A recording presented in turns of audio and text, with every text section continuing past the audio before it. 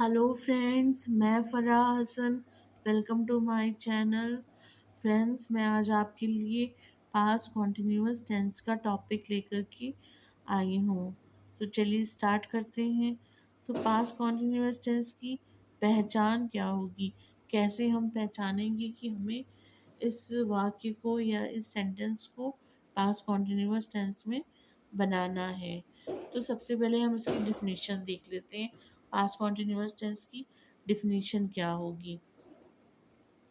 Past continuous tense की definition ये है कि पास्ट कॉन्टिन्यूअस टेंस उस एक्शन को शो करता है जो भूतकाल या पास्ट में किसी विशिष्ट समय पर चल रही थी, या कोई काम बीच में चल रहा था पर अब खत्म हो चुका है।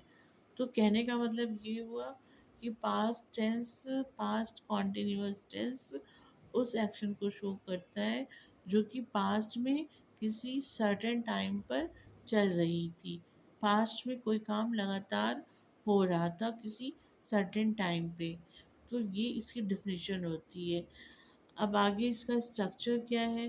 इसका स्ट्रक्चर ये है कि इसमें हेल्पिंग वर्ब वॉज वर्ब का यूज़ होता है। तो वॉज वर्ब का हेल्पिंग वर्ब कैसे यूज़ करेंगे स्ट्रक्चर में, कहाँ पे ये आएगा, तो हम आपको बताते हैं फ्रेंड्स। ये हमारा स्ट्रक्चर है।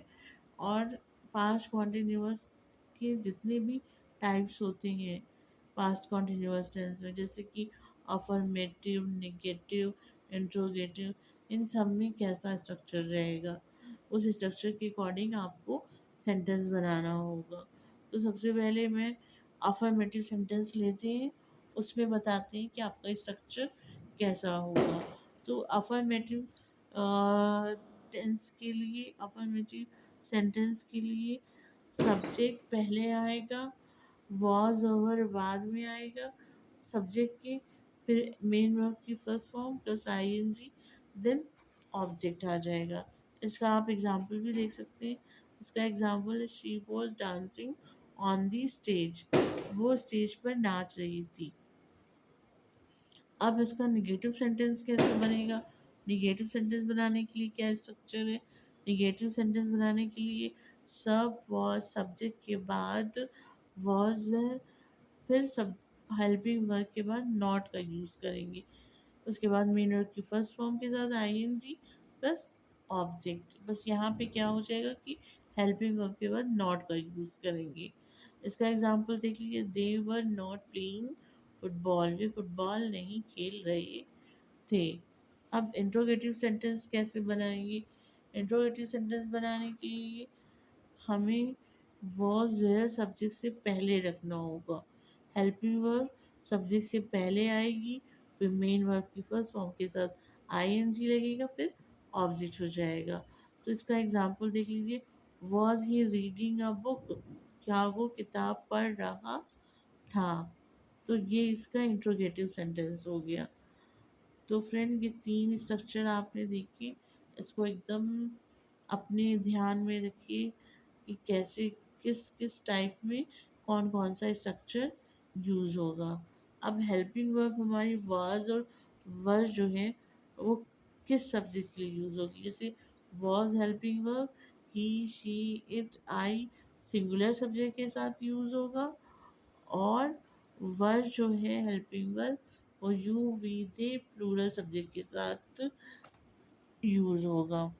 अब इसके कुछ एग्जाम्पल्स हैं, वो आप देख लीजिए कि क्या इसके एग्जाम्पल्स हैं। सबसे पहला एग्जाम्पल है, I was watching TV when my mother केम। मैं टीवी देख रहा था जब मेरी माँ आई।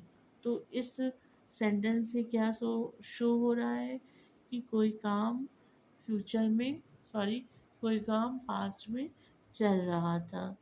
अब दूसरा एग्जांपल देख लीजिए, they were studying eight O clock. मैं वे 8 बजे से पढ़ रहे थे। She was not cooking dinner. वो खाना नहीं बना रही थी। ये निगेटिव सेंटेंस हो गया। इसी तरह इंट्रोगेटिव सेंटेंस भी है, were you sleeping at that time. क्या तुम उस समय सो रहे थे। तो इस तरह से बहुत सारे एग्जाम्पल बनेंगे। आप अपने बुक से देख करके या कहीं और से भी देख कर के एग्जाम्पल्स की प्रैक्टिस कर सकते हैं। कोई प्रॉब्लम हो तो आप मुझसे कमेंट बॉक्स में पूछ सकते हैं। फिर इसका देखिए uses of past continuous tense. Past continuous tense का किन रूल्स के आगे ये इसका यूज़ होगा, क्या रूल्स होंगे इसके यूज़ होने के। तो पहला रूल ये है कि किसी निश्चित समय पर चल रही क्रिया को बताने के लिए पास्ट कॉन्टिन्यूअस टेंस का यूज़ होता है। कोई निश्चित टाइम पे, सर्टेन टाइम पे कोई क्रिया चल रही होगी तो वहाँ पे हम पास्ट कॉन्टिन्यूअस का यूज़ करेंगे। जैसे at 10 PM I was reading, मैं रात 10 बजे पढ़ रहा था। तो इससे क्या हो रहा है कि एक निश्चित समय पर काम का होना बताया जा रहा है पास्ट में। दूसरा क्या है कि जब कोई दूसरी क्रिया घटे तो पहली क्रिया चल रही थी। इसको एक एग्जाम्पल से देख लेते हैं कि जब दूसरी क्रिया घटी तो पहली चल रही थी। For example, I was reading, ये पहली क्रिया हो गई। When he knock the door, जब उसने दरवाज़ा खटखटाया, तो पहली क्रिया जब घटी, जब दूसरी क्रिया जब घटी जब पहली क्रिया चल रही थी। तो यहाँ पे एक टिप्स ये है जानने के लिए कि इस कंडीशन में जब दूसरी क्रिया घटे और पहली क्रिया चल रही थी तो इस कंडीशन में जो पहला एक्शन है वो पास्ट कॉन्टिन्यूअस टेंस में बनेगा और जो दूसरा एक्शन है वो पास्ट इंडेफिनिट टेंस में बनेगा। जैसे पहली क्रिया क्या थी कि आई वॉज राइटिंग, तो ये पास्ट कॉन्टिन्यूअस में बनी है। आई वॉज राइटिंग, मैं लिख रहा था। और ये जो दूसरी क्रिया है उसको हम पास्ट इंडेफिनिट में बनाएंगे। Then he knock the door, अब यहाँ पे नॉक का नॉक्ड हो गया है, पास्ट इंडेफिनिट टेंस यूज हुआ है। तो सिंपल है कि जब कभी दूसरी क्रिया घटे तो पहली क्रिया भी घटित हो रही थी तो वहाँ पर हम पास्ट कॉन्टिन्यूअस का यूज़ करेंगे। फिर तीसरे रूल क्या है कि दो क्रियाएं एक साथ चली हों। जैसे ही वॉज सिंगिंग, वो गा रहा था, एंड आई वॉज डांसिंग, मैं नाच रहा था। तो जब दो क्रियाएं एक साथ चलती हों तो वहाँ पे भी हम पास्ट कॉन्टिन्यूअस का यूज़ करते हैं। और किसी निश्चित टाइम के लिए भी कोई पास्ट में कोई निश्चित टाइम पे कोई क्रिया घट रही है तो उसके लिए भी पास्ट कॉन्टिन्यूअस टेंस का यूज़। और कोई जब दूसरी क्रिया घटे और पहली चल चल रही हो या पहली घटित हो रही हो तो वहाँ पर हम पास्ट कॉन्टिन्यूअस टेंस का यूज़ करते हैं। तो फ्रेंड्स, उम्मीद करते हैं कि आपको मेरा वीडियो पसंद आया होगा, तो लाइक शेयर सब्सक्राइब कर दीजिएगा। मिलते हैं नेक्स्ट वीडियो में नेक्स्ट टॉपिक के साथ, तब तक के लिए जय हिंद।